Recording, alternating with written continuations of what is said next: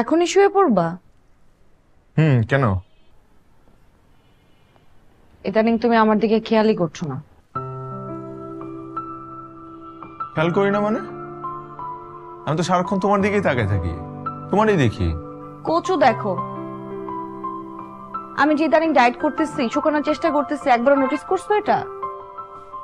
ও, শুকাইছো নাকি? এই বয়সে কার জন্য শুকাইতেছো? মাহফুজা ভাবির হাজবেন্ডের জন্য। যত সব, তোমার সাথে ভালোভাবে কথা বলে উচিত না।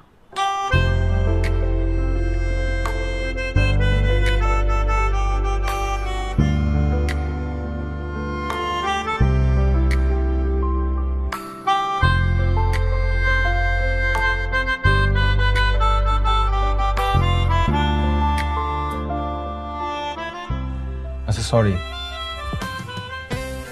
Sorry, please. এখন আর ঢং করতে হবে না।